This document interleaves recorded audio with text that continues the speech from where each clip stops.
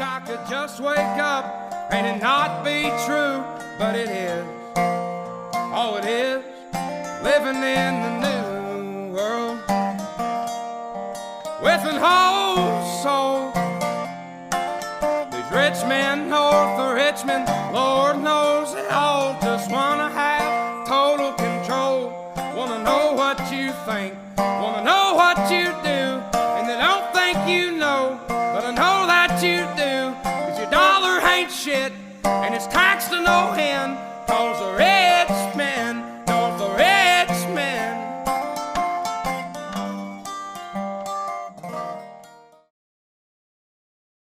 Surprise, surprise, we're back. This is Pod 109 off, you know it, the world's most bullish podcast, bullish Bitcoin banter and bullshit, brought to you by the one and only Mr. All-In, aka the $1 trillion man, Dr. Evil 10%, aka the People's Champ, myself, Sir Never Look, aka the Excellence of Execution, and Mrs. No Show, aka Pod 109, still Mrs. No Show, RESG correspondent, coming to you live and direct from whichever planet and country is being invaded by the US. At least it's not the metaverse. Well, you know, they have to expand outside of the Earth because there needs to be war going on so that they can continue their pillage. So it will have to continue somehow. We'll say and encourage your citizens to stop having kids, but then welcome the aliens in so you can get a cheaper workforce. What's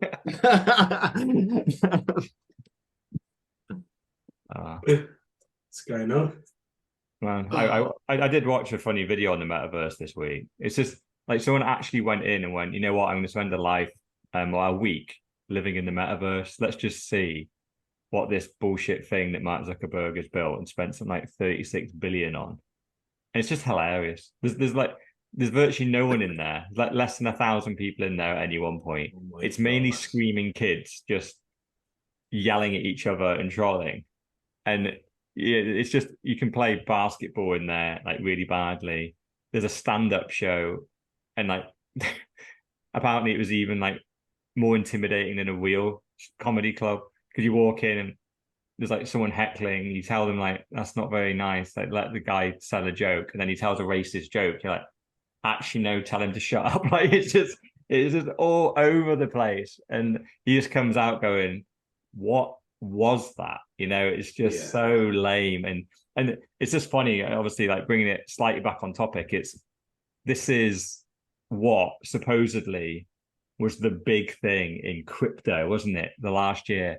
And they had, you know, millions to spend, right? And basically created nothing. But now then you've got the biggest player really that could kind of go into this space, Facebook or Meta, and supposedly have spent billions and billions on this. And your character doesn't even have legs. I can use my own language. So I was finding that video from later on so I could send it to the wife. You know, we'll cover it the later OnlyFans on. video. Yeah, it's like get your own account set up. That won't be edited. Which we'll cover later on. Didn't realise my sound was up. I thought I'll get that and I'll send it to wife and see if I can get any live feedback. So it's called When Money is Easy to Make, Society Begins to Break. So I'm sending that. We'll see if it's watched by the end of the show. Right. It will not. Yeah. Sorry about the interruption. Yeah. Well, yeah, the very fine point on that was essentially the metaverse, even when funded by billions and billions of dollars, no one's using it. It's complete shit. I thought it'd be the next. I did think it was going to be the next big thing. I thought that would be it. You know, people would be paying to do certain things with the metaverse, and it'd be crowded, but it wasn't something which I'd ever be into. The problem is, it's obviously going to happen, right? Like some version of the Matrix will happen. It was always just gone. It's just too early. Like the technology isn't here right now where we can create a world that looks real enough and has the functionality enough. And really, when you really think about it, right? This guy was talking about how he is a bit socially awkward, and you know, making friends in real life is difficult. So if you suddenly throw yourself into the metaverse, what he realized, he went to like a bar or something in the metaverse. It's like walking into a bar in the real world on your own. Everyone's round tables chatting, and he said he was just finding himself hovering near random groups, feeling awkward, and then someone would be like, "Are you okay?" And he'd quickly log off. He's like, "Oh no, they saw me," and it's like, so exactly, it's awkward, isn't it? It's like, I was gonna say, but metaverse, surely you just go and sit down at their table and yeah, say no, but then some someone goes, outrageous comments. Who I know, are but you? if you're just going into troll, then yeah. But if you're going in there to actually try and make friends or experience whatever this metaverse is, it's got the same problems, which is, hold on, these guys all seem to know each other, and then you realize, well, they do know each other, they're all mates, and they've come in and are having a chat in the metaverse, and you go, okay, well, that's all right. But for the average person that just rocks in, who doesn't have any friends in there, it's just as awkward. It's like walking down to your local wine bar on your own. Everyone's just going to go, is this free? But Yeah. I just thought it was funny because it's just, they were trying to make all this stuff happen with a couple of million quid, and even with Zuck's billions, it's failed. So Yeah, maybe in 10 years, it's been going on since the late 80s, hasn't it? So you kind of think back, I remember the VR machines being pushed when we were little, and they're like, oh, it's going to be massive, it's going to be massive. The games were shit. They took forever to load, and there wasn't much of a game because it was obviously such large graphics. Obviously, it's improved quite a bit, but they're still not there. And I think it's kind of like, it's a whole thing about AI. It isn't quite where people think it is. And it's going to be a long road for both of those kind of like categories to get to the places where they really think it should be soon. It's not just going to be half a year for everything to be perfect. Oh man, I've got something on that AI topic, right? Just obviously, I get married next week. There's going to be a reading at the ceremony. Just so you know, AI wrote it. Are you reading? Is this wait? Is this your speech?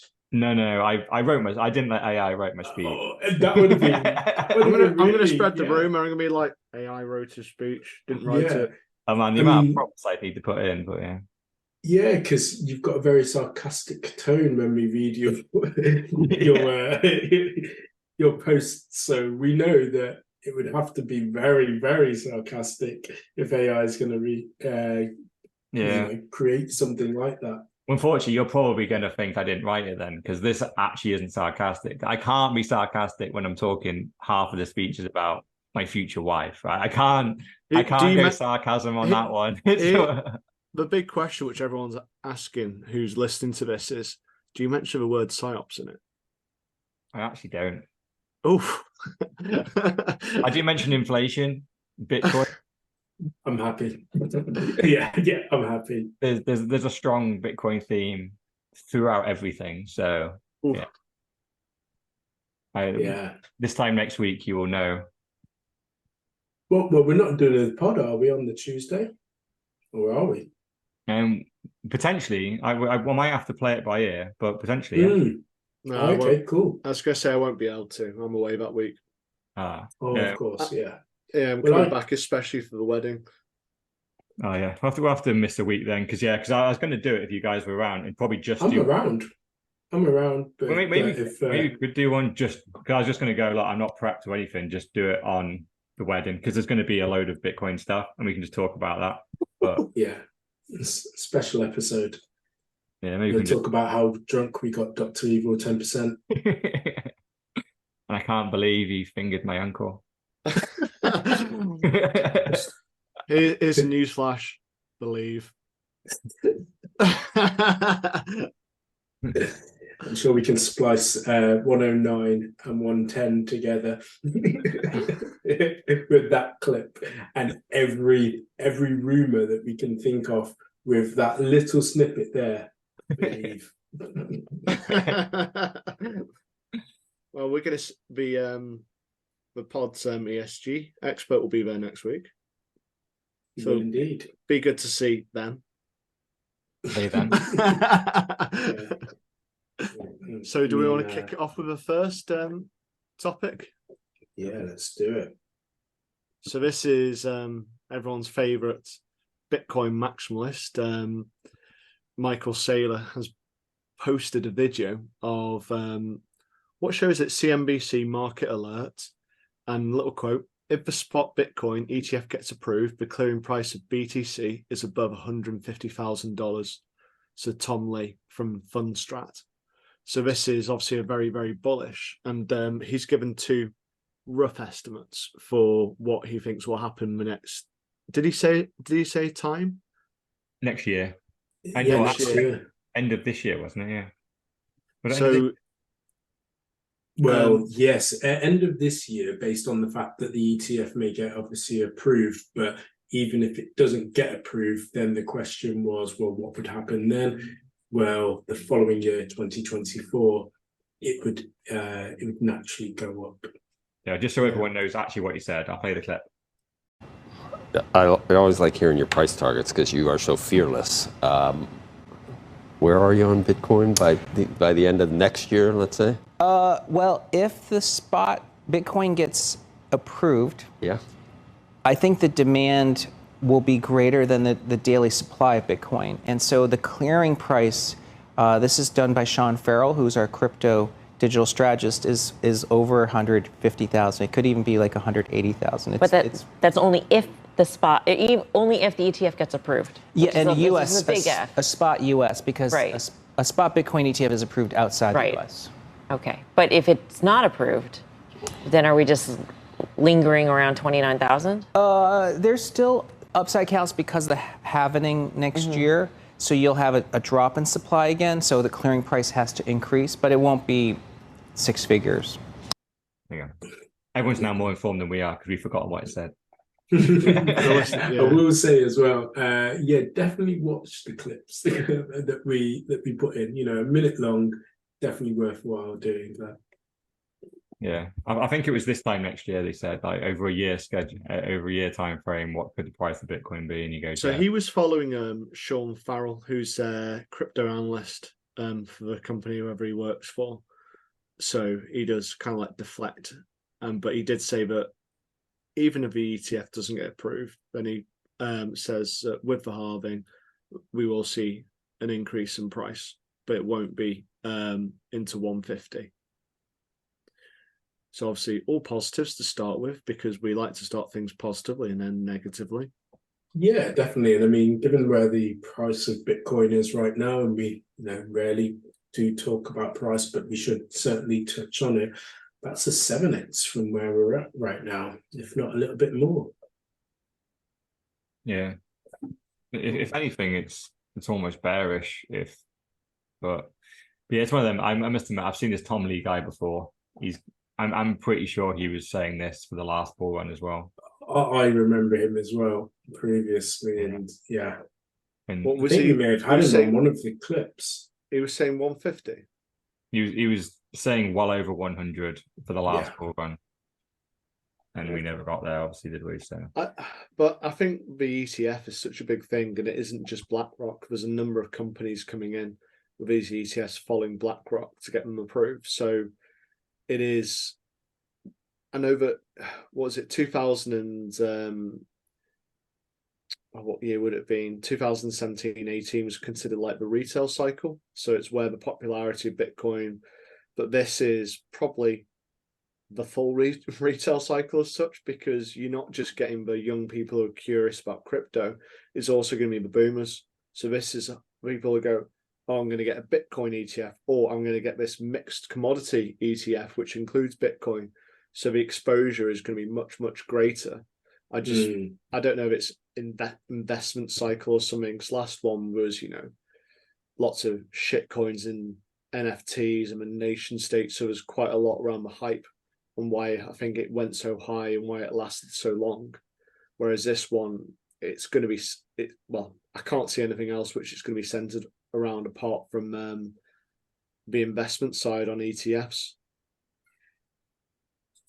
yeah. Well, I suppose, because the thing is, like, what I don't like doing is pinning the price of Bitcoin to whether BlackRock, of all companies, have their ETF approved. The real thing that's going to drive Bitcoin's price appreciation really is going to be inflation. CBDCs, CBDCs. Yeah.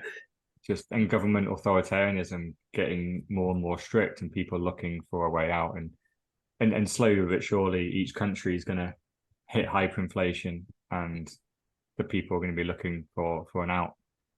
So this still really, but this what this can do. It just does a short-term pump, doesn't it? Yeah, I just see it as a way of attracting more people towards Bitcoin, doing a bit of reading, getting a bit of learning, hopefully moving away from the paper Bitcoin and moving into some proper Bitcoin. That's my hope around this. I know that there's going to be a lot of fake Bitcoin, so the price is going to be potentially investment companies won't be selling actual Bitcoin.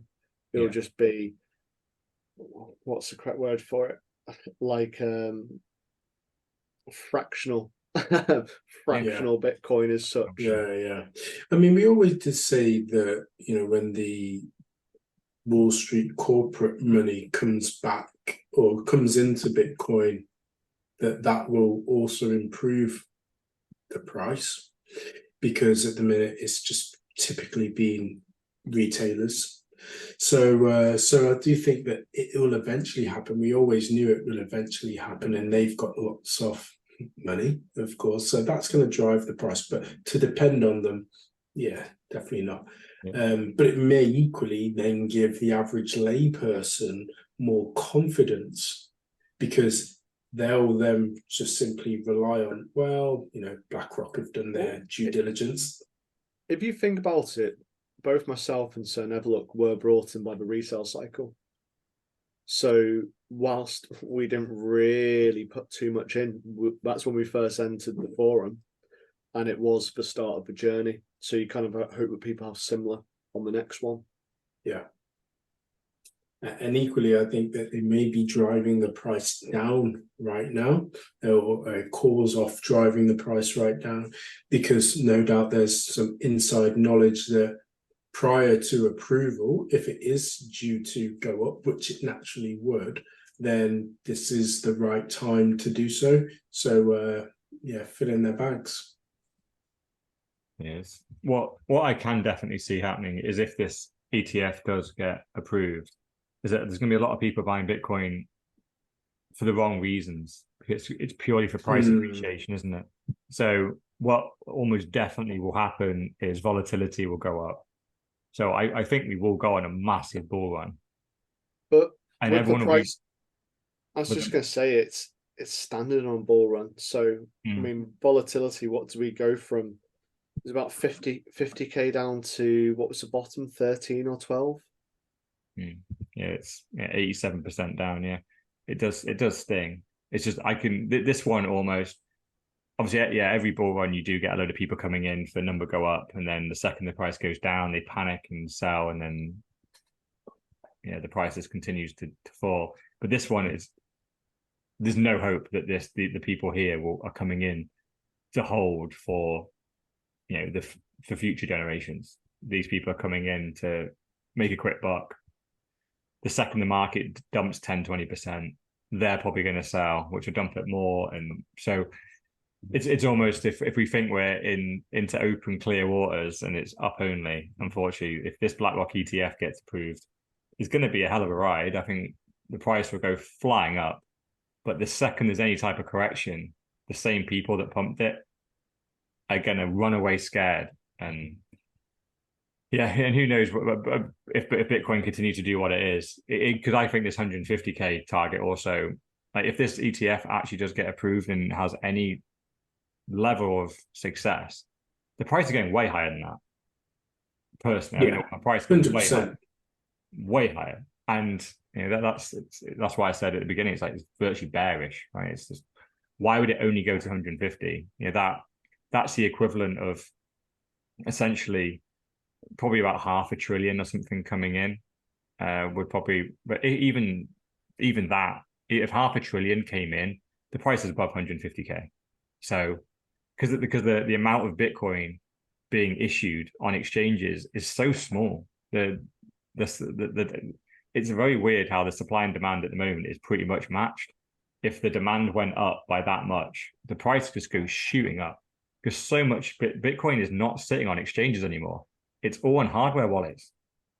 So if a serious buyer like a BlackRock came in and wanted to buy hundreds and hundreds of millions, billions, $500 billion even worth of Bitcoin over the course of 6 months, the price goes to the fucking moon just because there's no Bitcoin to buy. Yeah. But then once their $500 million runs out, suddenly now there's too much supply, no demand, and fucking down we go. Yeah, big time. Maybe the bottom will be, I don't know, 70k this time. Yeah, I certainly think it will be far, far higher than where we are now. And I know if we get a market high, I'll get my wife saying, "Why didn't you sell some? And buy what? I don't want anything. I want more Bitcoin." Do you know what? Do you want, because it's coming up, do you want to switch the next story to basically, I think it's our 1, 2, 3, 4, 5, our 6th story. Oh, there we go. Just because it fits perfectly with what we're talking about. So this is a tweet from, I don't know who this guy is. I don't follow him, but for some reason it appeared on my feed. So his tweet is, it's undoubtedly a better strategy to hedge part of your Bitcoin stack during a bull run, maybe by selling or using option strategies, than to hold our entire stack all the way back down after the peak. Almost none of us do this. Why? Share your thoughts. So essentially what he's, just as we described there, right? We think the BlackRock thing will likely send the rocket ship up. Every time I think of rocket ship now, I just think of Pomp going, BlockFi, woof, rocket ship, get on board. I mean, it's so cringe. Well, if you look at this guy, it's basically a marketing tweet. So I have read this tweet. I've seen it all over Twitter before.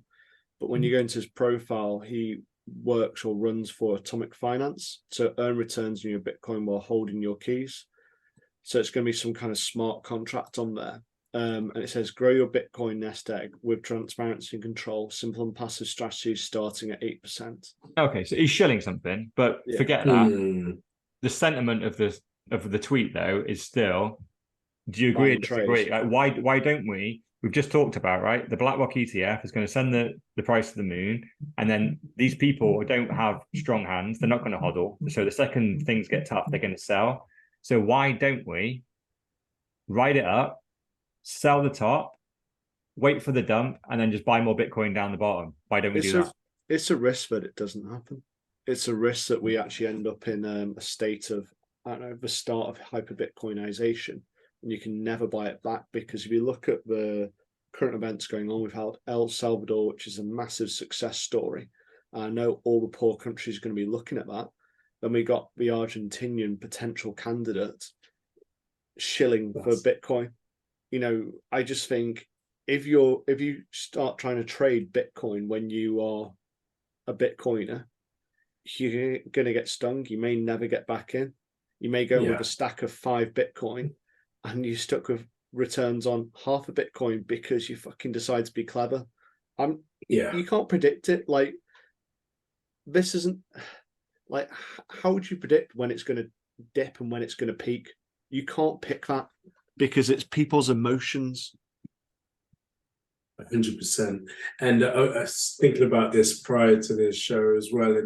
And ultimately, I know there's going to be people that bought at the top, you know, the 40K, the 50K, and be thinking, right, I should have got out then. I didn't get out. I'm done with it. And therefore, when it goes up now, brilliant.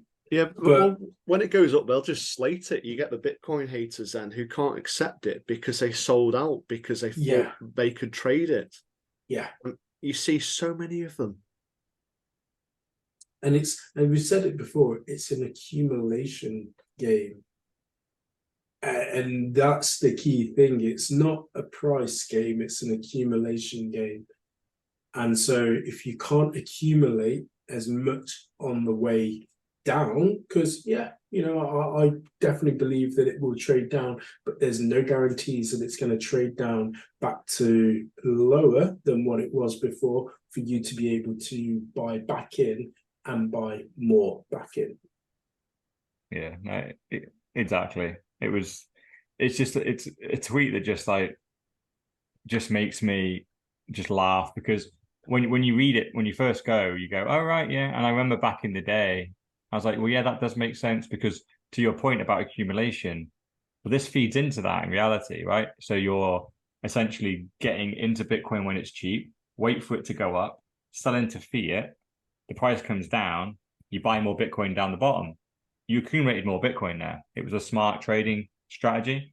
But the reality is, it's super easy to do that in retrospect, to go, oh, yeah, I just sold at 69K, kept in fiat, and gone all in at 13K. And I'd have got, what's that, nearly 6 times more Bitcoin.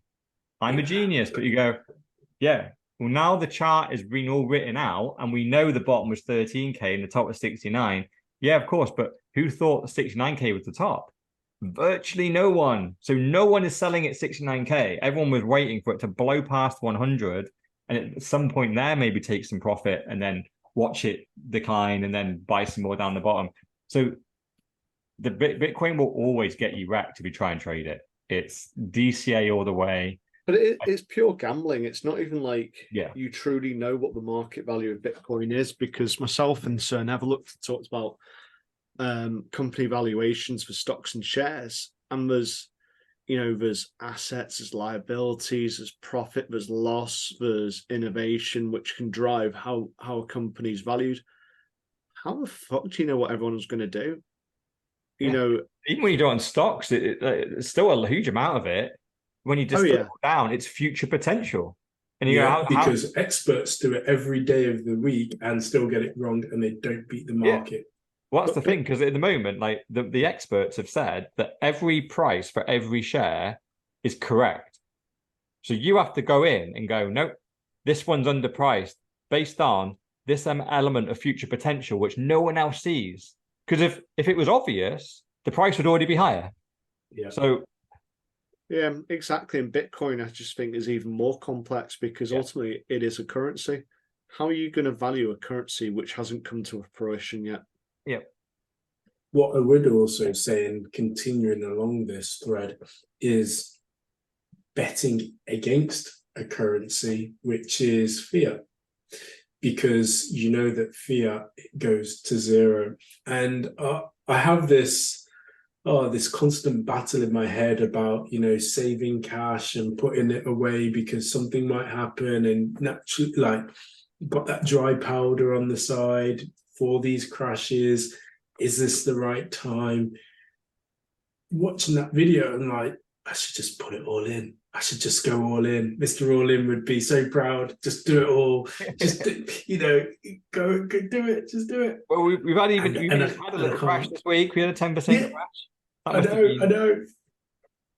But I suppose, but now you're accustomed to that. Now it's like, I want another crash. I want another crash. Yeah, I want another crash. You'll wake up and we'll be at 120K or something. You're like, okay, I'll put it in now.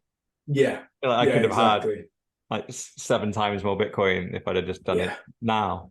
Yeah. Yeah. So it's a very short. It's a long-winded way of just saying don't trade. This guy's he's trying to suck you into trading, which I thought it was just someone genuinely asking a question. I didn't realize the marketing tweet advertising a freaking trading platform. Yeah, so of course he wants you to trade, but he's basically advertising someone, which is, what was the name of those ones which Pomp used to advertise? BlockFi. BlockFi. It's basically another BlockFi, is what he's trying to get you into. Anyone who's thinking, oh, this is good. I don't believe them. It's BlockFi Mark II. So you're going to get wrecked. You're going to lose your Bitcoin, and everyone's going to tell you, I told you so. And then you're going to be a Bitcoin hater. And when you have to use Bitcoin, you're going to get really pissy. It's very bizarre. He literally said earn returns on your Bitcoin while holding your keys. Straight away, I'm calling bullshit.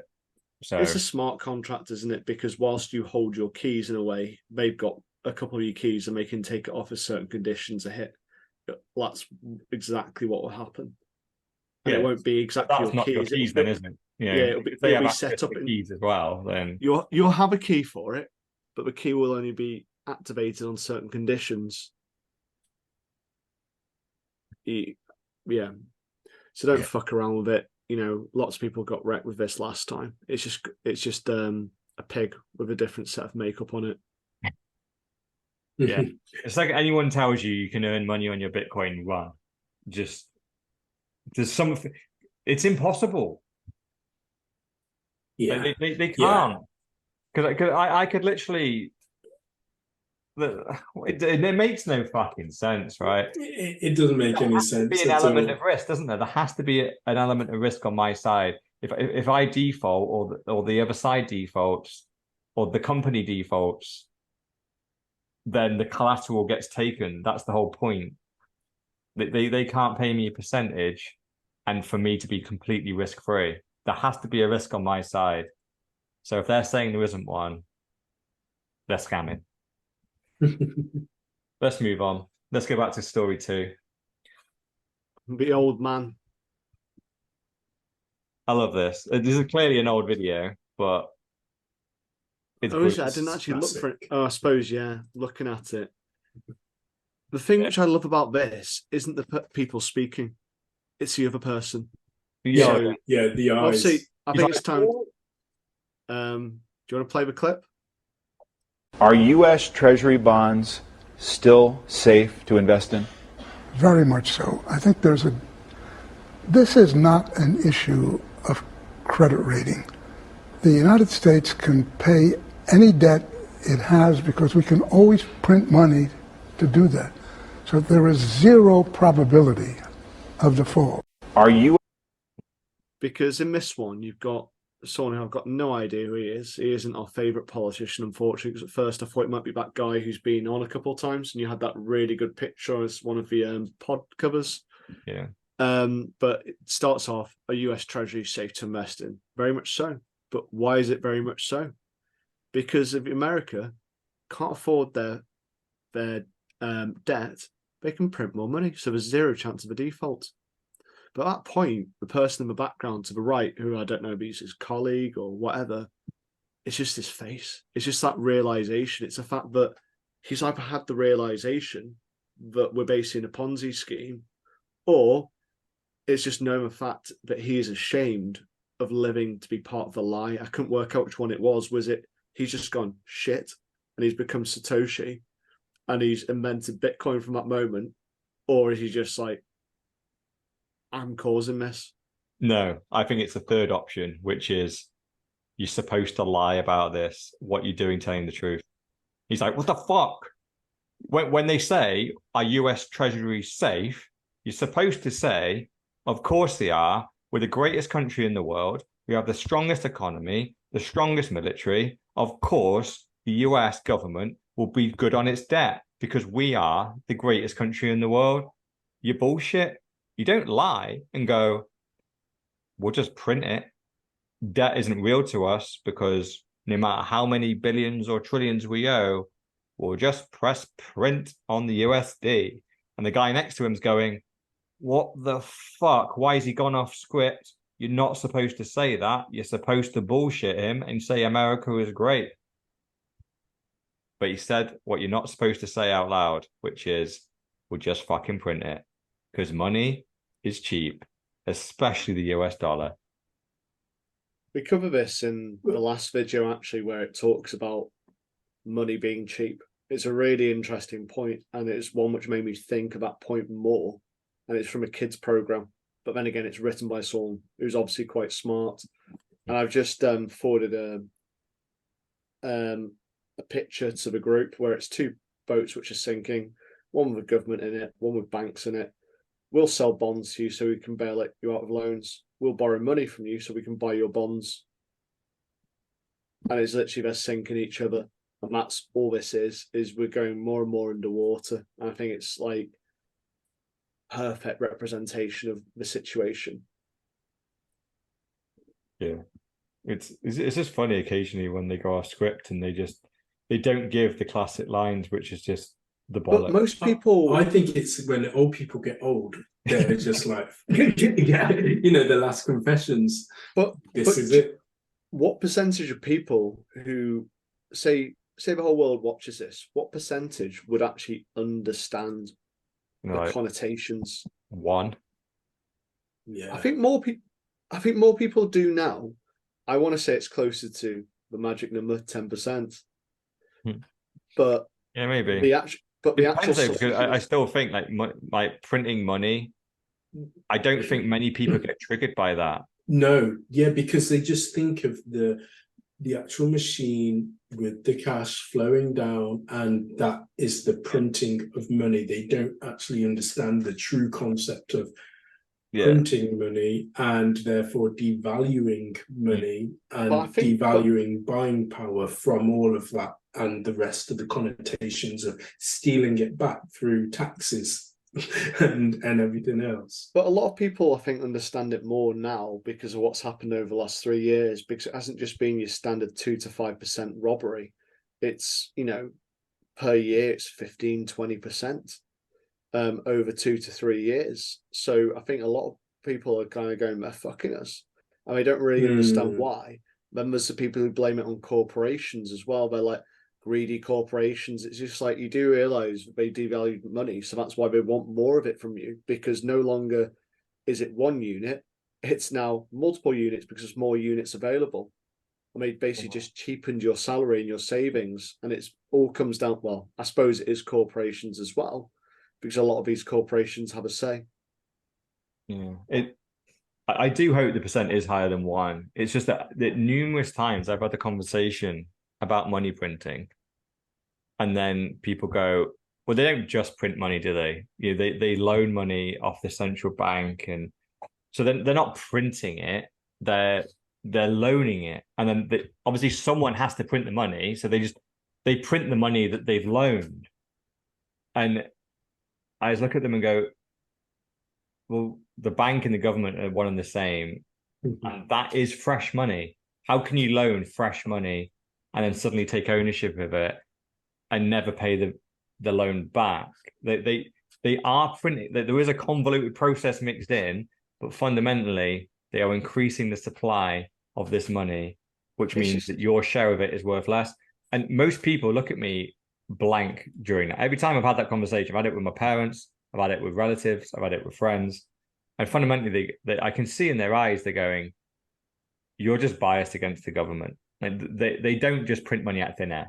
This money printing is based on a thing. They are loaning it from another country or another bank, and then they just print it and then give it out. But it doesn't come out of thin air. There's this fundamental mental block. And funnily enough, it's not correct. I went to print this, out of thin air. The little village where my wife grew up. We went to a quiz to support one of the local centres, and one of the questions was, which country created the first form of paper money? Fuck, we should know that.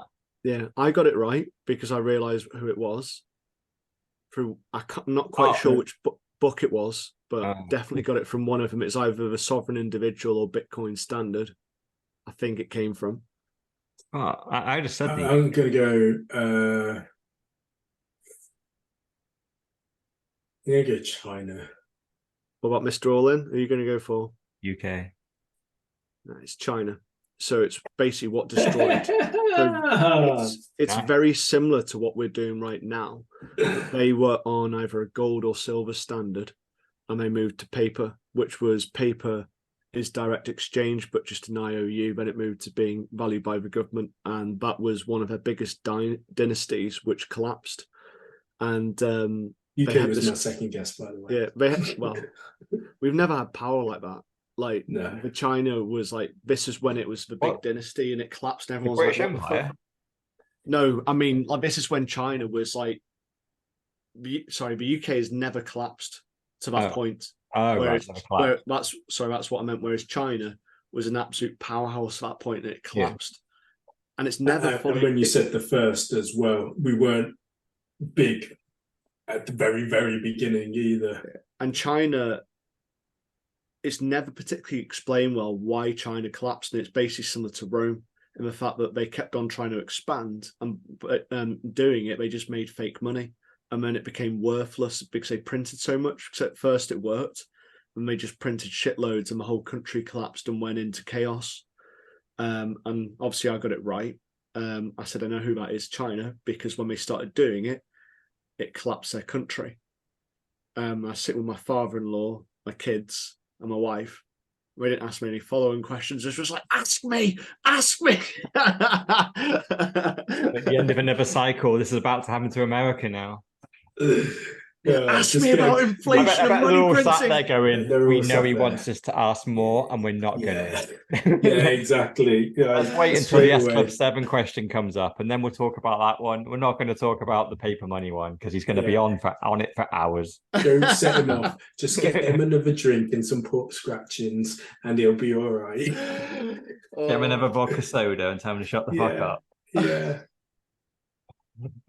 The problem is that it's really bad that though, I think. I've got the same reputation and people try and avoid it. And it does frustrate me. I'm like, this isn't just a topic which I think is fun. It's not like I'm into it. Like I'm trying to bring football into every conversation or some type of investing or something. It's like, this is so important to you as well. Like you really do need to get this. Like this is you're gonna get so fucking wrecked. And like, just try and get it a little bit so you have your allocation of Bitcoin. I'm genuinely trying to help. And they'll just almost ridicule you and go, oh, why are you talking about that again? I'm like, you know what? Fuck you then. Don't buy it. Yeah. It came up in a conversation when we were around at a friend's house this weekend. And I'm just like, can't talk about it. So I thought I'll just rattle on. So I left it. But then I was talking to the husband later on. And I know that he went in for Dogecoin when it was like, you know, the Elon stuff. He made a little bit of money. And he's just like, talking about investments. I said, do you know BlackRock are going for an ETF of Bitcoin? So I approached on that one. That could be the spike of this market. So it might be worth looking into that one. It's like, who, BlackRock? I'm like, yeah, the biggest like finance house apart from no one's ever heard of them because everyone white labels their products. But they're the big boys. And he's just like, I said, if it gets approved, it could mean that Bitcoin goes through the roof. And so he started looking at it on his phone. And that's how I left it. I thought that's a good entrance for him. Yeah. What was the record? Was it 572 out of for one or something like that? It's higher, 575. So it's something like 576. Yeah. I think they failed on one, didn't they? Yeah. And then they just appealed and got that one done. It's funny though, because if you're outside the Bitcoin space, it never really occurred to me actually. If the average person hears that BlackRock are doing an ETF on Bitcoin, most of them go, who the fuck are BlackRock? Is that some little Bitcoin company? And little do they know that, which would have been the same as me 5 or 6 years ago. I'd have gone, who gives a shit about BlackRock? But then you suddenly realize, you look into their company and they own like 9, 10, $11 trillion worth of assets under management. They own 10% of every company on the stock market. And you go, this is one of the biggest companies on the fucking globe. Just about every single person that has a pension fund, who got some amount of that money in with BlackRock, most probably. BlackRock and Vanguard can guarantee 5-10% of every single person's pension will be following one of their ETFs. And they're the biggest sleeping giant going. And also they're both into all the big companies 10% each or so. Yeah. They're 10% of the whole S&P 500. Yeah, so like telling them that, I thought that was bleeding for him. Like I was like, I'm going to take a little bit of a different angle here, since I know that I'll get told off by the wife for talking about inflation.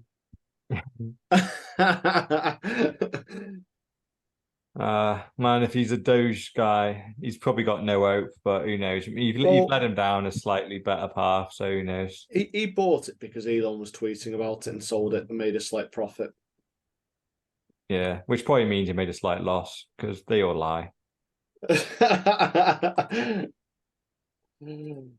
Talking about liars, do we want to move on to Lagarde? Yeah. Christine Lagarde. Again, another clip. I'll do the classic click with you. We are preparing the ground. We want to be ready. We want to be trained, but it will not be decided until October 23. As I said, I don't want Meta, Google, or Amazon to suddenly come up with a currency that would take over the sovereignty of Europe. Now we have in Europe this threshold above 1,000 euros, you cannot pay cash. If you do, you are on the grey market.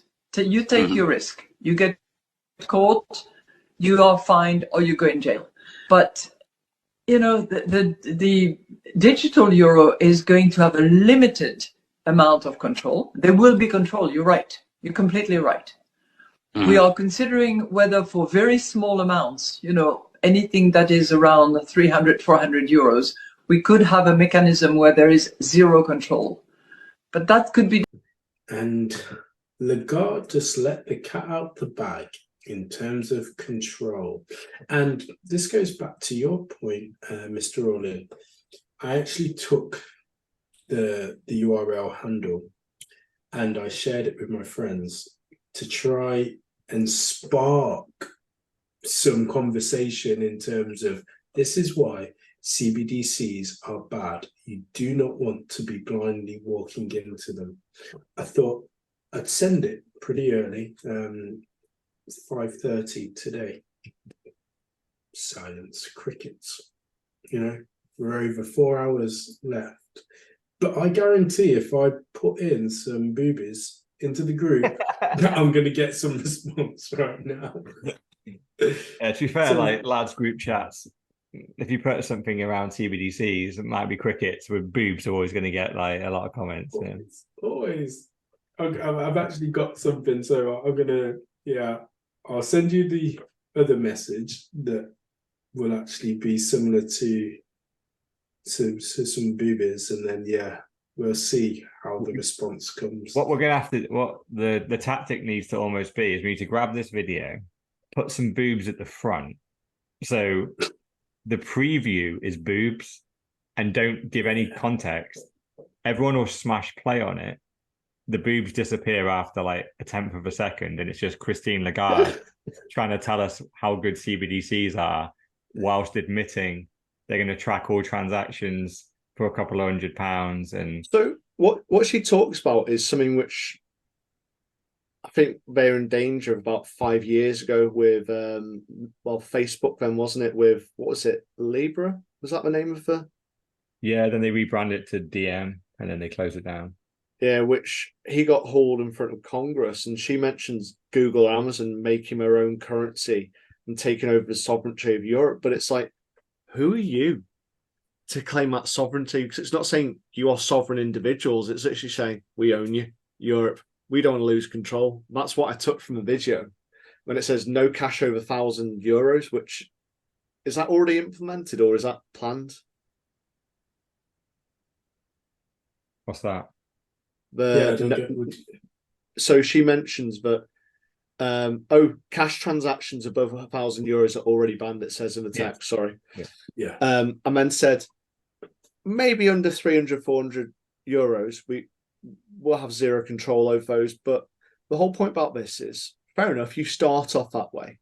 When you get greedy and you put it down to 100 because there's lots of money laundering, or is people buying illicit goods, when it becomes $10, 10 euros, and then it just disappears because, we got to track every transaction because of terrorists and money launderers, people aren't paying tax and whatever else. And it's just pretty much like they'll take away anything. Like, it is your money. You've been paid. Why should you be told what you can spend it on? And that's what I'll never understand. It is, you should be the sovereign individual once you've done your work. Fair enough, work for someone else, work for a company, but it's your money. You can do what you want as long as it's not harming someone else. It's almost like I think I heard the phrase before, digital feudalism, where pretty much you're going to have these large landowners, and I think it's how the WEF has set it out. And I think it's a proposal in Thailand. They're talking about CBDC that expires in 6 months and can only be spent locally. So pretty much you can't travel, you have to spend your money, and you have to keep on working. And you're going to have to keep on working till you die because you can't save anything. Welcome to being a serf. The whole video is just so terrifying, isn't it? Because they just assume that people might spend the money on bad things and things that the government don't approve of. So Like we Bitcoin. need, well, yeah, exactly. Or, 2 stakes this week instead of the one a month they're allowed. And who knows what other controls they want to put in. And you just go, what the hell? When you really just rewind a little bit and you just go, like, why do governments even exist? Like, why do we pay our taxes? Essentially, it's to protect and serve the population from invading forces. That was the original thing. Like, pool our resources to create a military, so we are protected as a unit from other nations who will just come in and take everything. That's why they all started off. And look where we are now. The nation rulers are stopping their own citizens from just spending their money. They want oversight. And it seems insane. Like they're putting control for control's sake. They're saying, "Oh yeah, climate change. The cows' farts are causing climate change." It's not the private jets which they're using. So like Trudeau using it multiple times a week. It's you eating a steak. You're causing climate change. It's just like bullshit. Yeah. And it's just literally control. How can we get you hammered down? And it's literally just get more control so you can't escape to another country and you're weak eating shit. Yeah. Because they know fundamentally that their currency is failing. And so when it does fail, they're going to need as much control as possible to ensure you can't revolt. Yeah. Slop from a factory instead of actually fed from animals and plants. They were like, sorry, you can't have any farmland, it's causing climate change, but I'm growing carrots. No, you must eat some vegan sausages. Yeah. But again, it's another old person just saying what they shouldn't say again. I think, again, Christine Lagarde, like, we know she's incompetent. We know that. And she's a criminal. Well, exactly. The reason she's in power is because she's a criminal, because they have something over her, so they can shove her as the head of the EU bank and have her say whatever they put in front of her. But in this instance, I think she's been asked a question that she hasn't got a prepared answer for, and she is kind of spit rolling a little bit and accidentally reveals the levels of control that they want and not really the correct reasons, because there's much more polished answers. Again, when you get asked why should a CBDC be good for the population and where the control is going to be, there's very good polished answers that can kind of satisfy the crowd, and you did answer the question without telling the truth, which is around this control and wanting to go, it's small in transactions. And let's not forget as well, the original fraud level for a financial transaction that was set about 50 years ago was $10,000. Yeah, I was just about to say that. If you adjust that with inflation, that's probably like today, $100,000. Yeah. That is the fraud level that they set to go, we probably need to look at this transaction, because essentially what they're saying is that this is a huge amount of money moving. So it's almost like someone buying a house, basically. So why is this person buying a house legitimately? And to a certain extent, I still want to give them the middle finger, but they're the government, and I go, you know what? Fine. For the very, very big transactions, you've got to get involved somewhere. Fine. You take a look at those transactions and you've got to verify the funds, whatever. I kind of accept it in the government world. But where are we today? Are we at 10,000? Are we at 100,000? No, we're at $300. They've pushed it right down. So the equivalent of that would have been like $300 today would be the equivalent of, was it about $10 back in 50 years ago? So essentially what they're doing is, instead of having a limit for $10,000, which is a proper hard, what they want to do, have controls, government restrictions, KYC, AML, fraud controls, sanctions, the whole fucking lot for $10 transactions 50 years ago. Because they want to do the same for us now, because a $300 transaction, I'm sure for the majority of people, they'll make multiple of those a month, just paying bills, doing whatever. The government is saying here, or the head of the EU, we want to know what you're doing with that. We want proof of funds for where that $300 came from. And we want controls. So we could Yeah, decide we're not you going to have block the transaction. If you we can't have don't approve electricity it. this week. You can't buy your shopping because if you think in 5 years' time, will €300 buy a food shop for a family? No, we're nearly at it now, aren't we? Just for the week. Yeah. Yeah. And it'll be like, sorry, Yeah. too much. Only Beyond Meat sausages for you. Yeah, it looks like you need to buy more slop. You've got too much good food in your basket. Buy some slop. That'll get you under. Got some cricket mash. Will people rise up is what I was thinking, and that's got that in my notes. You know, will they eventually say, we're frogs in, well, being heated in a pan at the moment, aren't we? We're kind of like, because it's happening so slightly, everyone's asleep at the wheel, and it's just us who are the conspiracy theorists saying, look at this, look at that, look at that. And they're just like, fucking conspiracy theorists. It's literally like those cows going, that factory over there, they cut you up into these parts to sell you to the supermarket, and they're saying you're a conspiracy theorist, and they're leading those cows in, they don't come out, and we're pointing out, but no one's listening. Yeah, I guess it's one of those things where we know it's coming, we see it happening, it's happening in plain sight, and we just can't save anyone or everyone. Yeah, it is a bizarre one because at the moment, I think the fact that the privacy concerns, bizarrely, even the people that don't get Bitcoin and don't get inflation, they are worried about that. So I think the percent of people that are worried about CBDCs is higher than the percent that's worried about inflation, bizarrely. Because I'd be much more worried about inflation personally. I just want them to stop printing money. The fact that they're digitizing it and doing the privacy thing is like, well, yeah, I'm obviously against that as well, but it's the fact they're inflating the supply. Like if that's my main concern is the fact that I'll work today and earn a certain amount of money, but then in 10 years, if I just put that money aside, they've devalued it virtually to zero. It's fucking annoying. And why is my work that was perfectly good 10 years ago now not worth anything 10 years later? Really annoying. And what do I get for that? Nothing. I get my bins emptied, and a load of politicians and their third-party suppliers get stupidly rich.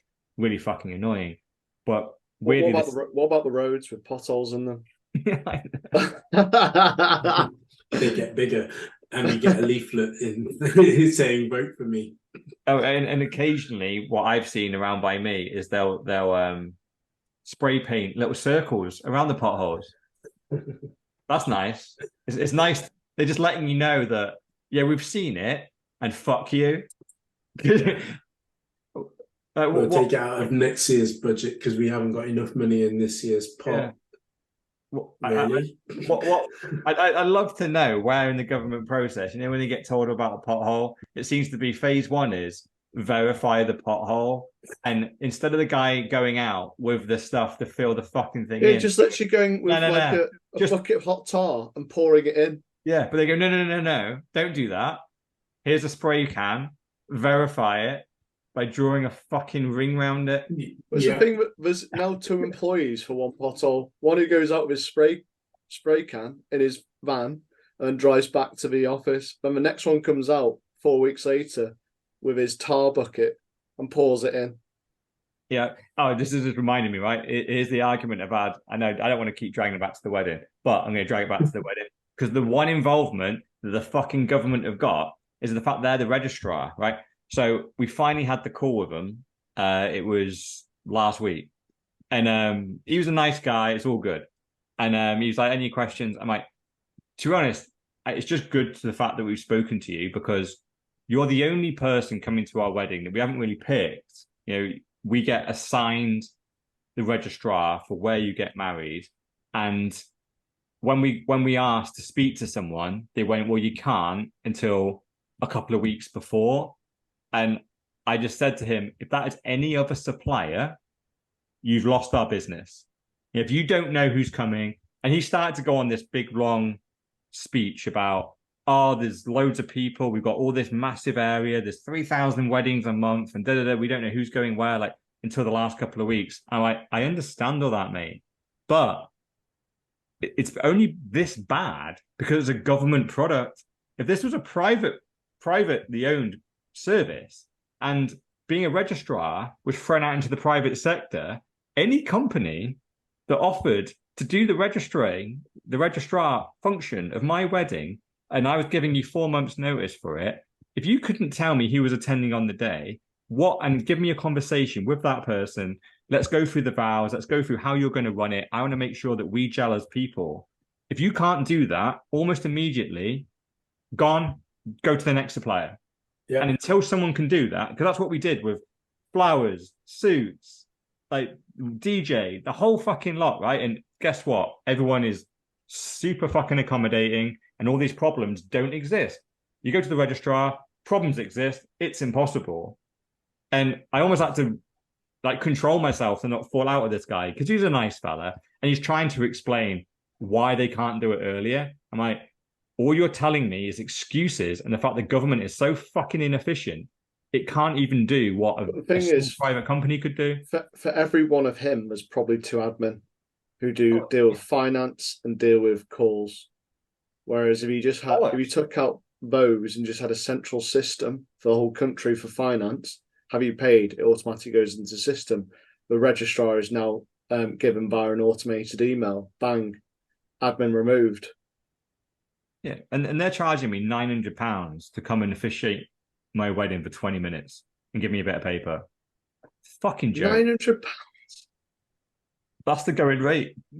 That's not like freaking, it's just, that's how much it, and bizarre, I've seen their price list as well. Next year it's 1,200. The year after it's something like 1,300. So should get an HJ thrown in. Yeah. I was going to say, between the power invested in Dr. Evil 10% and we grant you legally married. There you go. Oh man, 2 sats, please. I must admit, I do wish I didn't almost like validate the government by wanting to be formally married, because the problem is to get them to come out, it costs £900, and I don't respect the fact that they're doing it, but yeah, it's horrendous. Right. I seriously, right, if Vic had agreed to it, what I wanted to do was literally do a registry wedding the week before, just go in, me and her on our own, do it, and then have basically what they're called, I think they're called a celebrant or blessing. No, well, basically you do the same thing, right? You don't tell anyone, but you hire who you want. Yeah. You can hire whoever the fuck you want. All the rules go in the bin, and they will do whatever you want, because you're not really getting married, right? But it's the whole ceremony, and they'll say what you want. They'll be is outlandish. I always wanted to get like a stand-up comedian or someone that was really good and like funny and like really make it like a fun experience. Wasn't that what William or Harry did? They actually got married before we saw them get married. Yeah. So they were already legally married. I don't know. I never pay enough attention to them. Yeah. I wish I'd done that. If I could have convinced the other half to do it, that's what I'd have done. Just done the government thing a couple of weeks before, and then done what we wanted to do, because it's horrendous, isn't it? Like the biggest part of your day, there's some government official that shows up, and they're the least responsive. They've got the most rules, and it's like, well, what if we infringe your rule? You go, well, we will stop the service, and potentially you won't be married. You go, none of my other suppliers are saying this shit. None of these are saying they're going to ruin the day. The only one that does it is the fucking government official that has to fucking be there. Yeah. Oh man, it triggers me so bad. Like making his excuses. I'm like, man, if we privatize this and got a load of companies just to all compete to be registrars for weddings, I can guarantee you would be more efficient than this bollocks. Anyway, let's move on to Argentina.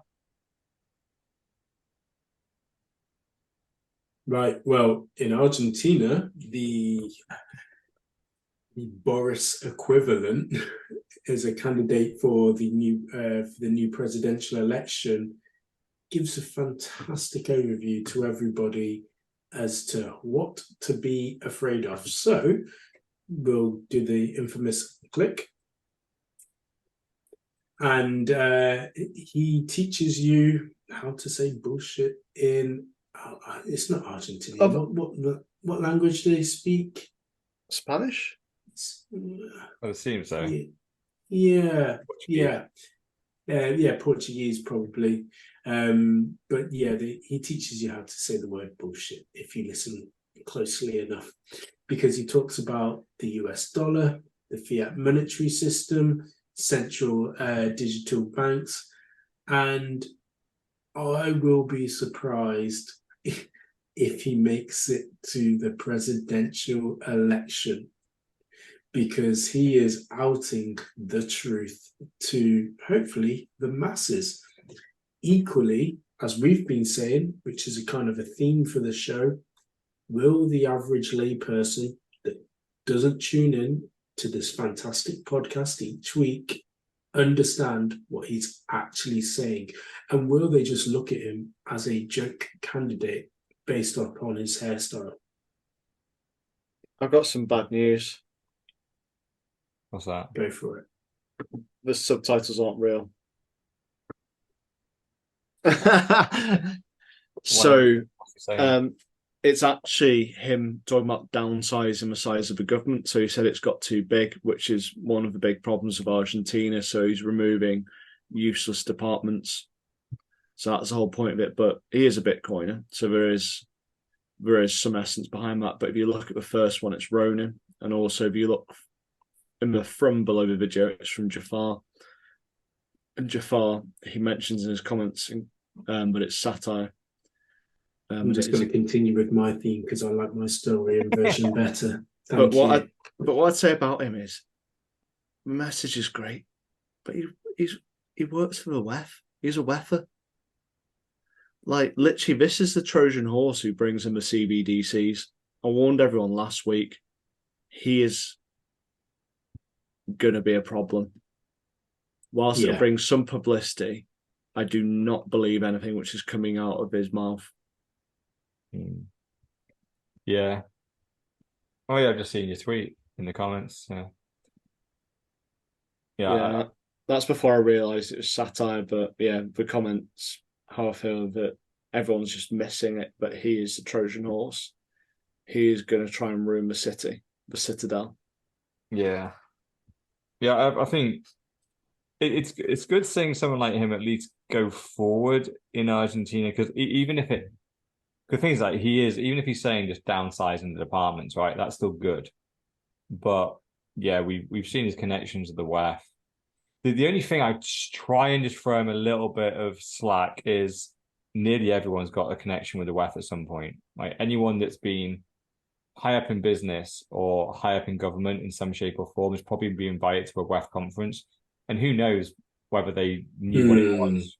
Yeah, because until I got into Bitcoin, like, the WEF had been around for freaking decades before I knew about it. And, Davos and the WEF events, they've been happening since forever. Like, and there's a chance that, Jesus, if I'd have carried on in my career, who knows, I could have spoken at a fucking WEF event without realizing what I was doing. And then I turn into a Bitcoiner and someone grabs a speech that I did at a WEF event 5 years before. And I'm like, I didn't know what I was doing. Like, genuinely, I just thought I was talking about my but company. you look at his career, and like, this isn't a career, this is a career of someone who works for dodgy organizations who go through the shadows. Economist. So he was head economist at a financial advising company, a government consultant at the International Center for Settlement of Investment Disputes. He's a senior economist at New York City's HSBC office. This is not someone who is a white knight. This is someone who lurks in the shadows and fucks over countries. And now apparently he's Argentina's savior. I think he's got a lot more.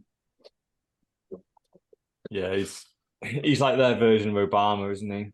Obama came in to do the same thing. He's going to be this anti-war, like, going to represent black people, the poor, change everything. And all he did is came in for 8 years and made everything worse. Dropped more bombs than any other politician. Yeah, killed more people and then killed a couple of chefs. Yeah, and that was even when he wasn't president. Yeah. Carried on inflation, carried on the wars. Yeah. Yeah, he probably quite likely is just another wolf in sheep's clothing. So, all right, fuck that guy. Let's move on. Yeah, we'll keep that clip out. It's far right. So this goes back to, what was it, Pod 106? Wasn't it just last week? Oh, last Here's the last one on 108. yeah. A song a song of our time, for our time. So it's a Wikipedia entry. So this is we talked about the song Rich Men north of Richmond, where this ginger guy, I can't remember what his name is, Oliver Anthony, apparently he's number one in the Billboard charts at the moment. So yeah, absolute phenomenal. It's a fact that, so we talked about people not appreciating inflation. You're saying 1%, and I'm saying 10%. I think that's a sign, but it's more like 10%. It went viral on Twitter last week, and I thought that is all it would do. But the fact it's number one in the US charts, that's amazing. It really is. But on Wikipedia, so his song's about money printing, the government being shit and everything else. And it is a song which the Bitcoiners love. So it says here, background and content, the song's lyrics revolve around common right-wing talking points such as inflation, dollar ain't shit, high taxes, tax to no end, child trafficking, miners on an island, never happened, by the way, and welfare abuse, milk and welfare. So I think we could go for every single point. So dollar ain't shit, inflation. How much did a dollar buy? What is it, 100 years ago? You know, you just got to look at the charts for the purchasing power of a dollar to realize how bad inflation is, or even just look at your groceries over the last 2-3 years. Then we got high taxes. So in the UK, we've got hikes in national insurance, even though they've been printing shitloads of money to pay for things. But apparently we've got to have national insurance to pay for the NHS because they overstretched so much during the pandemic. We got child trafficking, so minors on island. It's never happened. There's Epstein. Who's that? There's no one called Epstein. There's no one called Maxwell who went under trial and was the only person who was found guilty of child trafficking but had no clients. And then I won't bother with welfare abuse because I think it's a minor point in here. But they're saying it's right-wing talking points. And I listened to a pod, I can't remember which one it was, and they said, inflation isn't a right-wing talking point. This affects everyone. It's making everyone poor. They can't afford their electricity. They can't afford their food. They can't afford their home. And it's stressing everyone out. How is it right-wing? And it's like, you know, you kind of think, who's written those comments? And it's someone who's probably been told to. It sounds like a theory spread by paedophiles. Well, I'll tell you, it's exactly like the thing is, we know, right, the secret code behind right wing means you're racist, xenophobe, homophobic, anti-Semitic, paedophile, right? So you're the worst of the worst. Like right wing is code for worst of the worst. So how did those? Because it's so fucked in my brain how bad this all is. But when did all that become code for? Well, inflation, taxes, and child trafficking are right-wing talking points. So straight away you suggest, well, hold on. Okay, let's just say inflation and taxes. People don't care because they think it adds value to the world and governments are worth paying. Okay, fine. I'll allow those points to slide, even though you're clearly wrong. But the child trafficking, you're telling me that is just a conspiracy not worth talking about. When did that become a far-right talking point? When did that not become a topic worth discussing? Like the fact that they accidentally slipped child trafficking into there is kind of insane. You go, oh, anyone that talks about child trafficking, clear conspiracy theorist, probably a racist. You go, no, that doesn't make sense, does it? That doesn't work. Your narrative doesn't work on that one. It works on Yeah. inflation. It And the works on miners, taxes. and the miners on an island. 2 people have been sent to prison. One mysteriously died in prison. That isn't made up. Yeah, it's literally Those charges are there. Yeah. So, but by bundling that in by accident, it just kind of exposes that who wrote this, which is clearly some government shill, someone that's been paid by the elite to go, this song is getting far too much attention, so let's just brand it as a far right conspiracy theory. But And it's this shift towards the far right, well, right wing. It doesn't even say far right, it's right wing. And it's like they're not even saying far right anymore. They're bringing it even Mm. But you know, like right wing, they're saying it's a dirty thing, and it like literally right wing is caring about there's an economy which will create jobs, which will, you know, yeah. help put food on everyone's plate, improve everyone's living conditions. Whereas the left wing is kind of working for the better of the government, isn't it? As a social group. Yeah. That's fundamentally what it is. And it's like, why is right wing now suddenly dirty? And I kind of always thought it's quite strange. It's the last 5 years this has happened. Yes. It is interesting actually how I actually interpreted right wing as far right in my own brain, because I think they've started to rebrand it. They've almost gone anyone on the right now. It used to be people on the far right are the racist bad people, but I think they've slowly but surely sucked it in and gone, you know, anyone just on this half, they're all racist, nasty, women beating, homophobic kind of We people. talk about inflation, and inflation's fine. It Oh, stimulates talk the about economy. inflation. Stimulates the economy. So are we now saying that anything right wing is effectively anything that's controversial, anything that means that there's more than 2 genders, that you know, you're sounding like a sexist pig.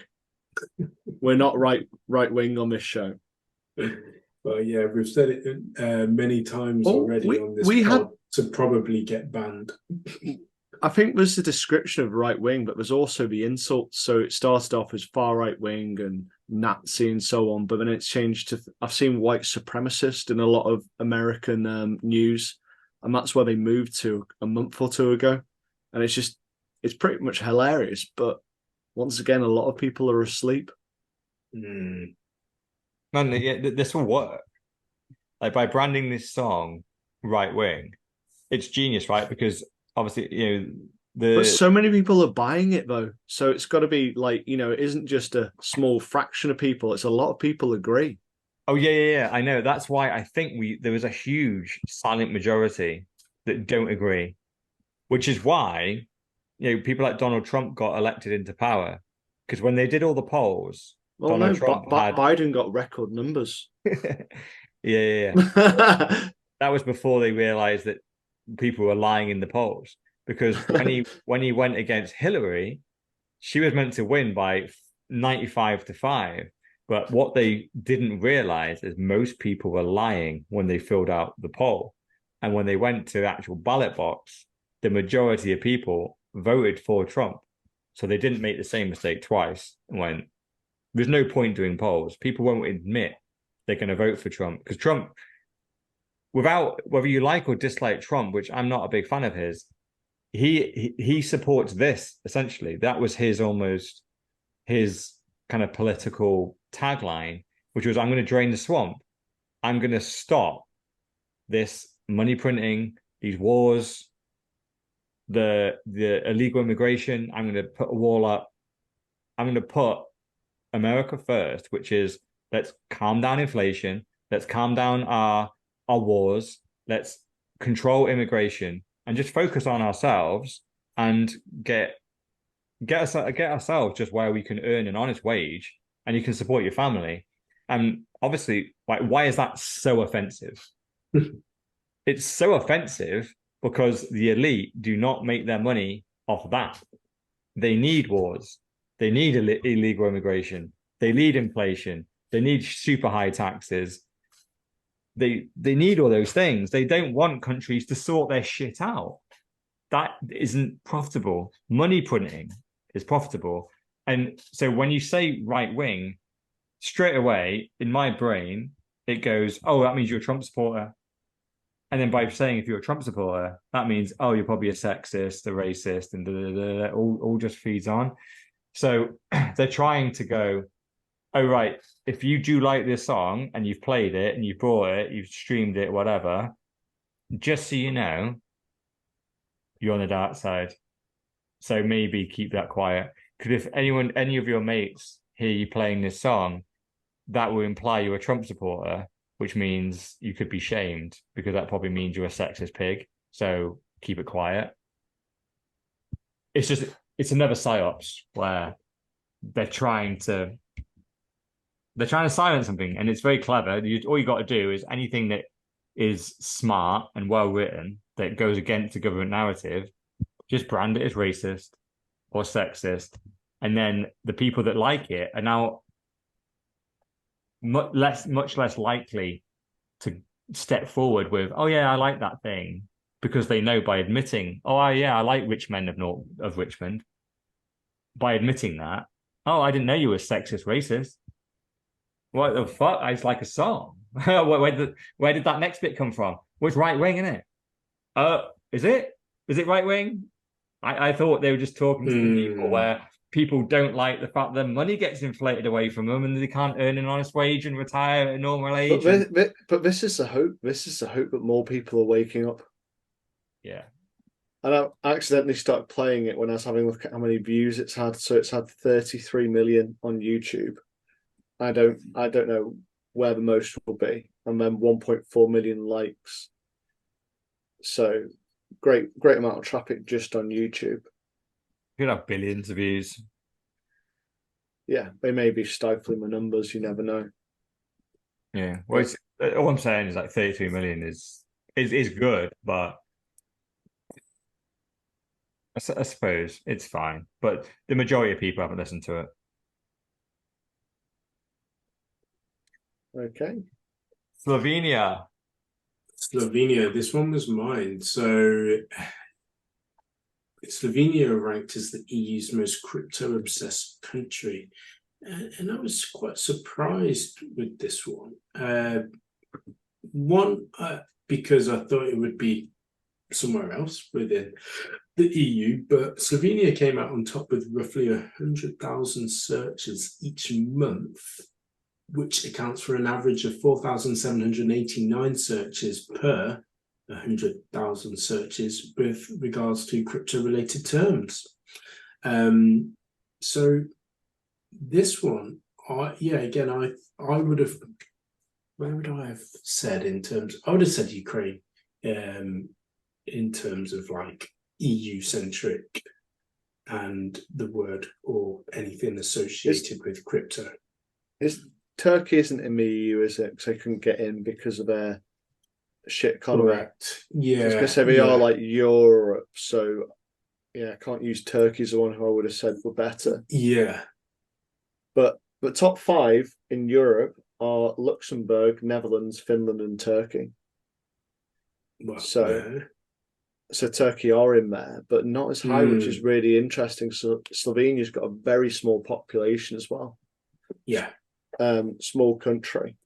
What I found really interesting, and it isn't actually about Slovenia, it's about the Netherlands in this article. They taxed unrealized gains on crypto. How does that work? Do you get a refund when there's on losses? Yeah, when there's a bear, when the market's bearish, what happens there? Yeah, they rumored they were going to bring this in America, and we even chatted about it on here.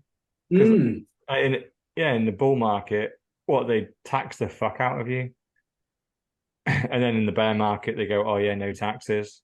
But basically, yeah, it's just the government winning on both ends, because it's the same rules really for whether you actively sell or not. Basically, I don't know what the Netherlands are doing, but what America was proposing to do, which they haven't brought in yet, is they just set a day of the year. They set an end of the tax year. So whatever your asset was worth, say let's just say it's March 31st. By the time it's April 1st, the year after, they go, what's the price difference? If there's a gain, you pay the tax. If there's a loss, fine. We won't charge you. But regardless, that's a taxable thing. So it forces you then to go, well, what percent tax is it? If it's like in the UK where it's a 20% cap gains tax, that would literally force you to go, well, I have now got taxed 20% on the profit that I have made. So therefore, I need to sell a percent of that asset to pay the tax, even though I haven't done anything with it. I haven't sold it yet. Because who knows? Like, I might keep holding this thing. It might be, let's just say, like if you just take the average probably trader, which usually these people lose money, you buy something for £10 and then it goes up to 20 a year later. The taxman asks for his money, and then by the time this time next year, it's £8. You sell for a 20% loss, you lost money. But guess what happened also halfway through? The taxman wanted some cap gains tax because you were actually up at the time. Then you sold it at a loss. So it's just. Now, this is also something which maybe goes back to the point which we were talking about earlier. If you're trying to play the Bitcoin game of when you sell at the top or whatever it may be, you actually create a taxable event as well. So by not selling, even in this instance, you're still creating a taxable event as well. Bearing in mind, obviously, if it's going up, so you can't win. No. And admittedly, the way this article is from FinExtra, like, so who knows, but they're basing this whole thing on searches per month, and supposedly Slovenia that came out top, that they reckon about 5,000 searches per 100,000, which that's 5%. Yeah, they reckon 5% of the searches are crypto related. That does strike me as insanely high. Just because. But if you look at it, like the history, like Slovenia's part of former Yugoslavia, isn't it? Yeah. So with that, you got to think the Balkans War. So in the early 90s, that hasn't just gone away. You know, that was an absolutely horrendous time. When you look at their inflation, it's about 8%, so it's in line with the EU kind of like figures at the moment. But over the period 1981 to 2022, it's an average per year 73.2%. Whoa. So they've had hyperinflation there, whether that was part of the Yugoslavia war, which probably makes sense, or not. They've seen problems, which is why they got a distrust in government money. Okay, that fair play. That explains it then, yeah. If that's the level of inflation Slovenia have had in recent years. Yeah, I think it's fine now. How much, sorry? Between 81 to 2022 is an average of 73.2%. Right.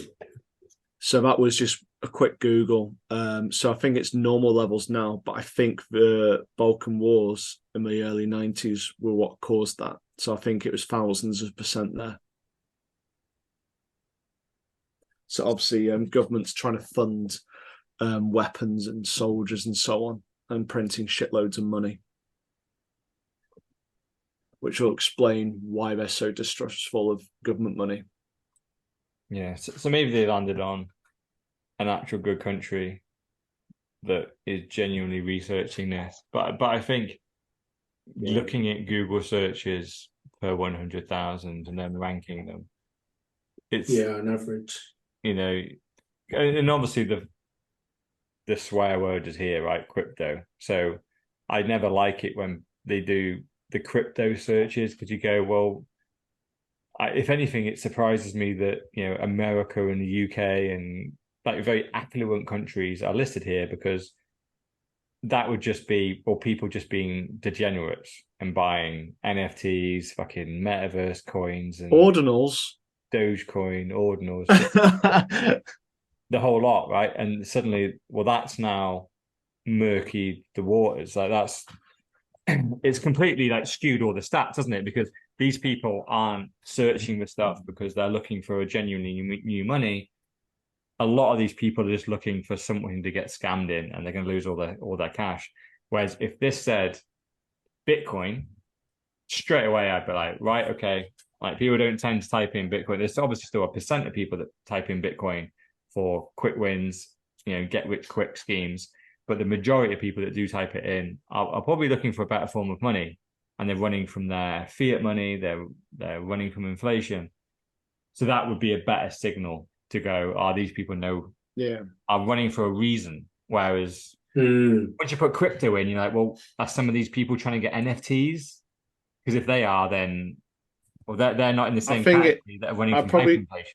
You'd have a guess that it's like stable coins and Bitcoin and Ethereum would be my guess what's going to Slovenia. Whereas Netherlands, like the other country, I just keep on hearing stuff which I'm in disbelief, like the farmers taking over farmlands when there's meant to be a food shortage. Then there's like the whole thing about power of me, you, and then now unrealized gains tax. Just kind of going, Netherlands is way worse than I ever realized. Yeah, it does almost seem to be that they are the WEF. Yeah, them Canada, New Zealand, they seem to be the ones with really weird policies. Yeah, they're making decisions that are so counterintuitive. You can't blame incompetence there. It's conspiracy. They're doing it on purpose. And they're seeing how far they can push a population. And they've put in unrealized capital gains. We talked about this. It makes investing nearly impossible. The whole way that you make money in investing, by and large, is you hold for long periods of time. So your original collateral that you put in, you let it grow. And if the tax man is coming in and going, no, we want our 20% every year on all your gains, when you work that out over a 10, 15-year period, it's catastrophic to the overall. Yeah. It destroys it. Like, literally, if you watch any investment program, read any investment book, a 2 or 3% like turn year on year over a 10, 20-year period, it's a difference of millions either way. And so this taxable unrealized gains at a 20% level, it basically means long-term investing is dead in the country that gets put forward in, because your collateral is constantly being paid back. Yeah. You're getting forced to sell some of that asset to just pay the taxes. So your collateral is coming down. So even though, let's just say you're smashing it, right? The market's growing at 10%. You're growing at 15, 20, maybe even 30. But the tax man's going, I want my 20% of all those gains. If you add all that tax money back in, and then over a 20-year period, add all the 10% on top, you have millions at the end. And then when you finally decide to sell, fine, the taxman takes his cut, but you've enabled your untaxed collateral is grown so significantly. When they tax it every single year, it not only does it make working for a living nearly impossible to be wealthy, it then also takes off the investing strategy as well. Surely, though, the super elite and rich that live in Slovenia will move. So any tax that they were due to pay won't be going to the government. And then the average layperson that has got a smart, money-minded business mind that is also investing will then start to consider alternative investments, or equally start to move out further afield. And I was just thinking, will there ever be a world in which parts of the world and the countries won't have, it'll just be a little bit barren and you'll only have the poor? Yeah, well, unfortunately, if you follow through the Great Reset, that's exactly what the entire world is. We have a single world government. There's probably a couple of hundred people running the show, and they think we're going to have nothing and be happy, right? We're going to be eating the sludge and be happy. But what they really want is a couple of thousand people probably at the top running the show. They will be the elite. And the rest of us are just worker drones. We're just doing the jobs that need to But be they've done. described this. It's not a conspiracy, which is the more depressing thing. It's like, oh, it's a conspiracy theory. But you got this article and there's a video about it. Go on the WEF.com. It's there. The only difference is they say we're going to be happy during it. So listen to what they're saying, and then you decide whether you're going to be happy or not in that world. As we mentioned earlier about CBDCs, it's basically digital serfdom. That is what the aim is, but you'll be happy. Yeah, for some reason, even though you're going to be working a job that you probably don't want to do, you're going to be eating food you don't want to eat. And you'll be working till you die. You won't be able to go on holiday. You're going to be limited on how many children you can have, what you can eat, where you can go, what you can buy. You're going to be limited on everything. They just caveat it with, but you'll be happy. You know, okay, fine. But that's literally the WEF Great Reset. Literally, when I look at it, it's basically like we're an ant's nest, you know, where you've got a queen that sits in the middle and everyone else is worker ants. And no one, all the other ants don't have a brain really. They just all have a task and just go do your task and get the job done. And if you die on your mission, you die on your mission. Someone else will take it over. But we're all just working for a single goal to keep the queen happy. That's what I see when I see this WEF thing, where the WEF is the queen and we're just all worker ants. Is that at no point have we agreed this? We've evolved well beyond all that bollocks. We're all sentient beings. We don't need to work as this big thing. We can have our little ant nests much more efficiently as small citadels of 25 to 100 people. We can be completely self-sustained. There's no catastrophic risk on the earth.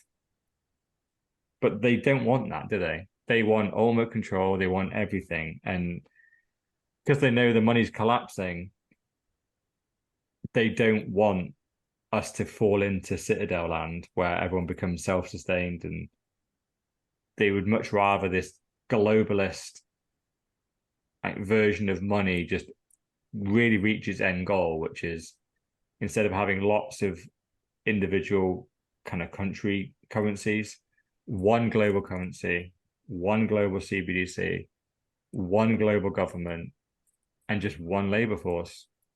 And we all just get an allocated amount of that CBDC a month. We all get the same amount.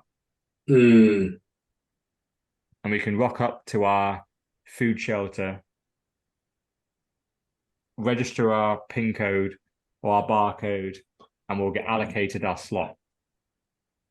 Provided we haven't talked out against the government, we've done our day's labor, blah, blah, blah. But none of our friends have talked out against the government. Provided we've complied, basically, we got our allocation of slop.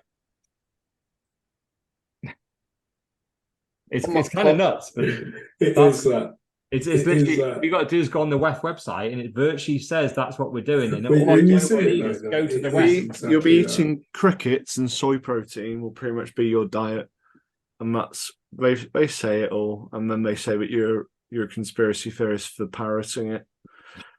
But it's really depressing, this part of the conversation. So let's move on to our final story, which is a bit more uplifting. So, is it something which you're going to play, or is it? Because it is 5 minutes. Yeah, no, we're going to have to talk for it. It's 6 minutes long. Yeah. So this is something which I sent to the missus at the start of the show. So I'm just going to check my phone now. Has she replied to it? What does everyone reckon? Nope. She never replies to you. Not before me, anyway.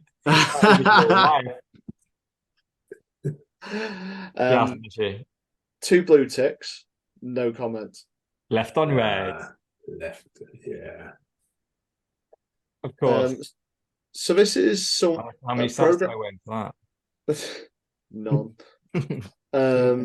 So this That's is, actually an example of exactly what we were talking about, isn't it? It's like, we're trying to help. Like, this is for the kids. Maybe just I think- give me 5 minutes. I think I'm just going to send her loads of memes. Maybe that's the best way to do it. So it's single shot pictures, which you can't avoid. Like that one about the banks and governments bailing each other out. So this is a video, a children's cartoon. Someone seems to be making a series. Like, I've not actually come across the source before. Is it on YouTube? Not that I know of. I don't think so. No. Yeah, because I've seen these going around Bitcoin Twitter quite a bit. And they talk through the history of money. So it's actually really good to watch. And it talks through seashells. And I've always thought, you know, when Safedine, what I remember from the book is it's seashells because they're further away from the sea.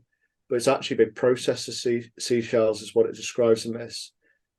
So it required skill to make the seashells into their currency. So basically making it harder, making it hard money, hard to replicate because only certain amount of seashells appeared in the sea each year.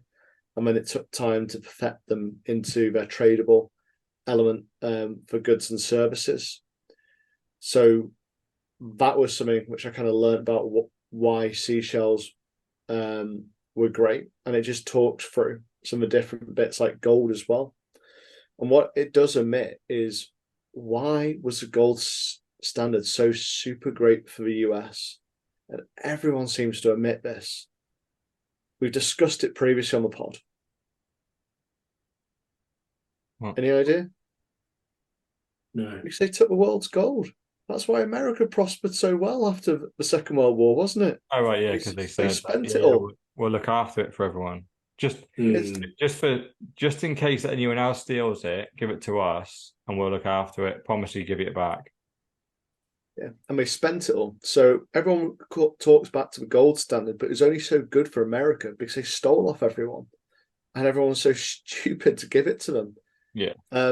And the tagline which I use in this is, when money is easy to make, society starts to break. So it talks about how the I think Europeans come across to where the seashells were used and worked out they could use other material which could be mass produced, and they could use it as currency, and they basically collapsed the economy of that country or settlement.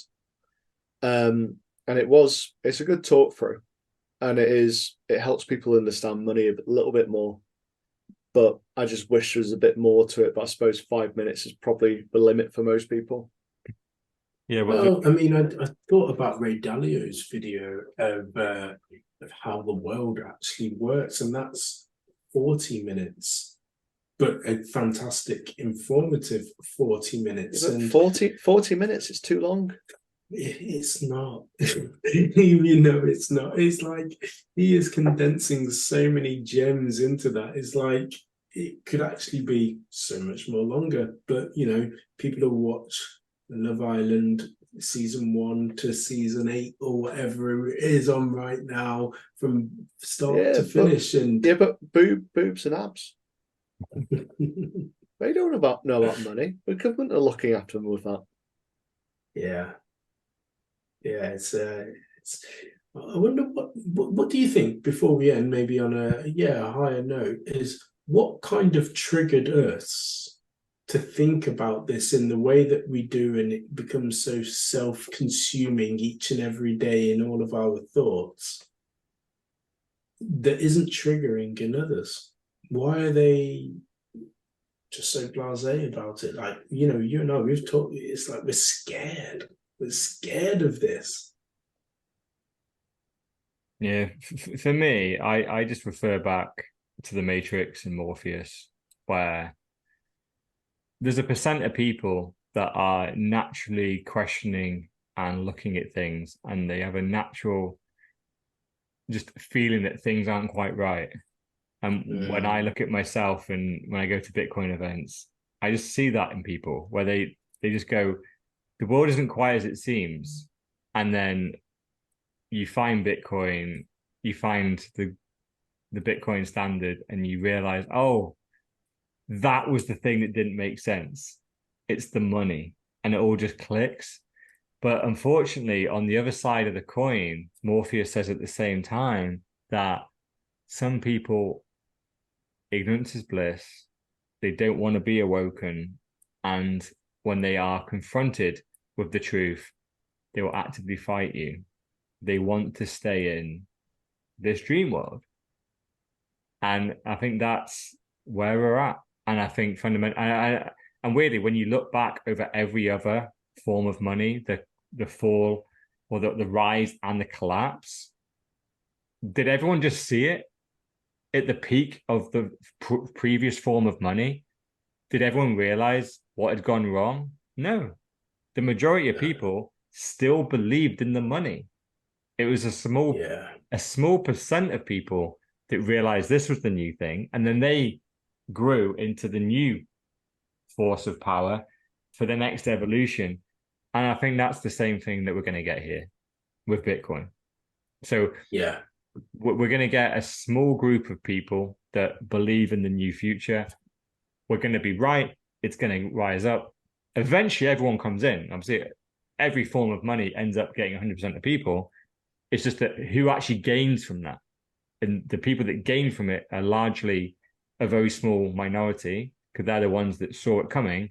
The majority, every single time, will hold on to their old form of money right to the end, and eventually just switch to the new form of money once they hit zero, and then rebuild from there.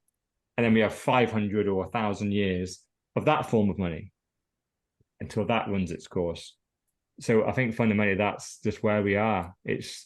We would be on the same thing if we were on Yap Island right now, and we've got rice stones, and that guy's just got shipwrecked, and he's telling us these rice stones ain't worth shit, mate. I can just go sail across to that island, blow up with some dynamite, and ship those stones across really fucking easily.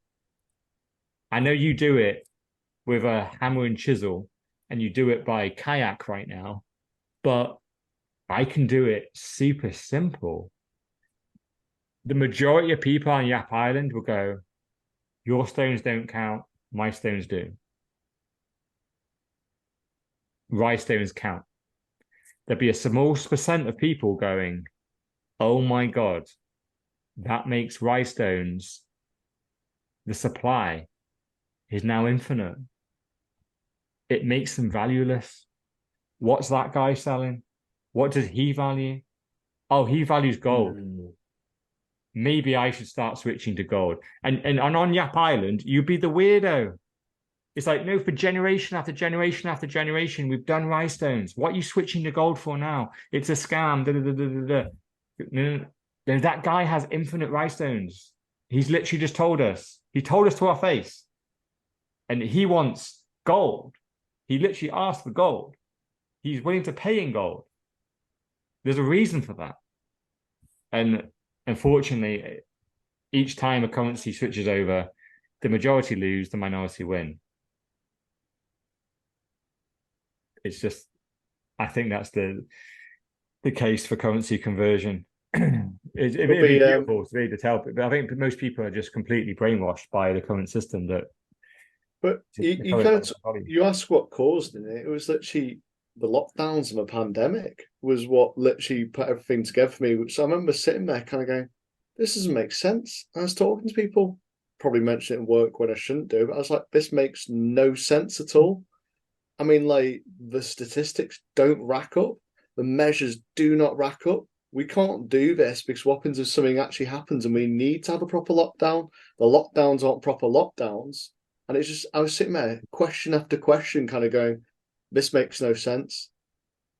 And that was literally what caused it for me, was questioning.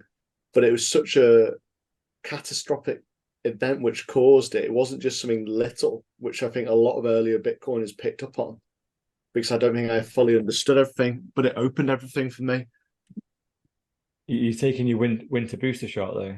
Apparently there's a new COVID variant coming out, and you need to be topped up. I saw it trending about masks on Twitter, and I was just like, fucking hell, I thought we'd proven they don't work. Sounds like you might be a racist. Right. It's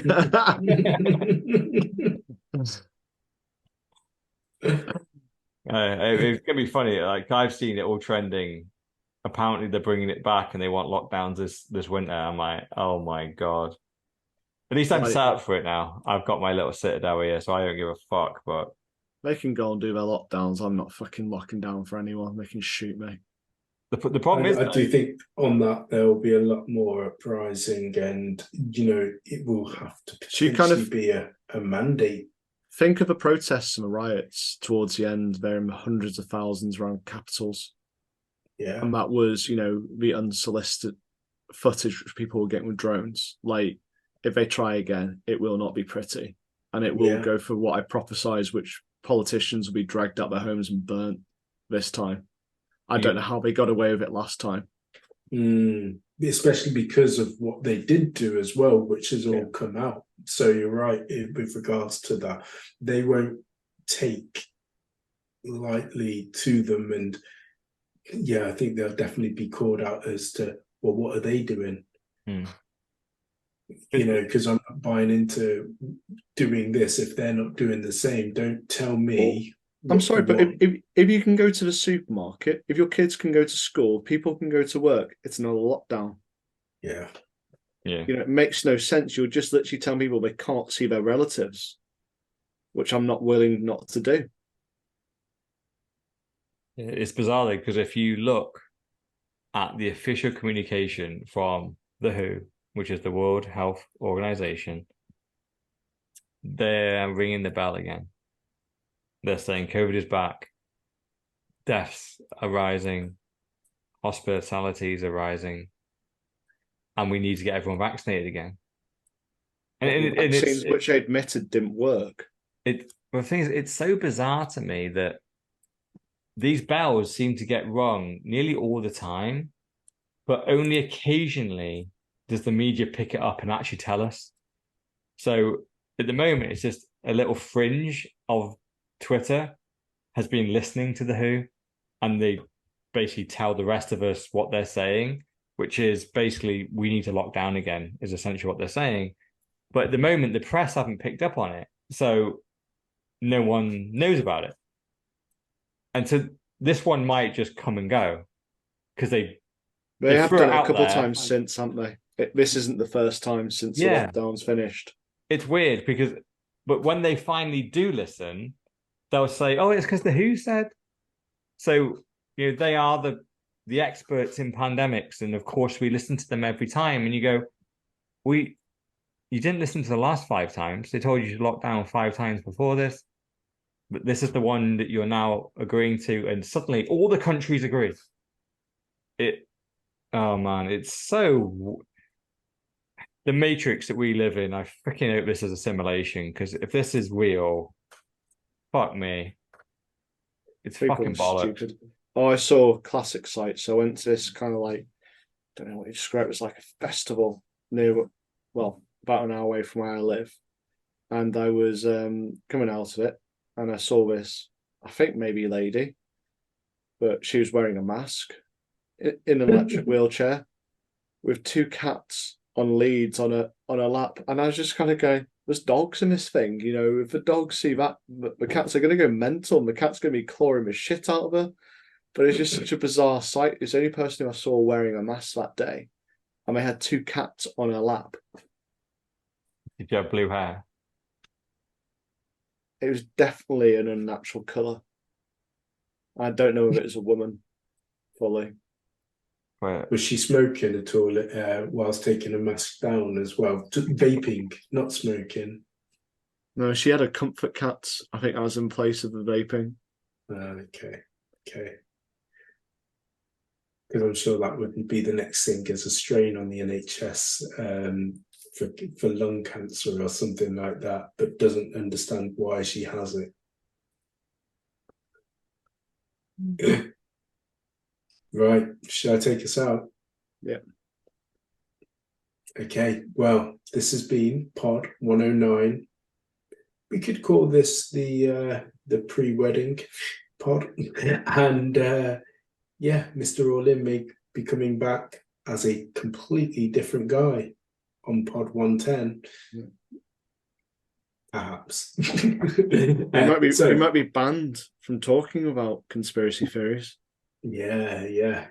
Yeah, we'll see. We'll see. So yeah, it'd be good to see us everyone in person as always. So this has been the 4Bs brought to you by Mr. All-In, aka the $1 Trillion Man, Dr. Evil 10%, aka the People's Champ, myself, Sir Neverlook, aka the Excellence of Execution, and she will be there at the wedding, Mrs. No Show, aka still for the pod, Mrs. No Show.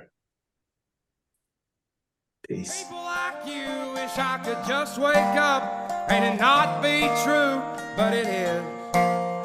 Oh, it is living in the new world with an whole soul. These rich men north of Richmond, Lord knows they all just wanna have total control. Wanna know what you think, wanna know what you do, and they don't think you know, but I know that you do, 'cause your dollar ain't shit, and it's taxed to no end, 'cause the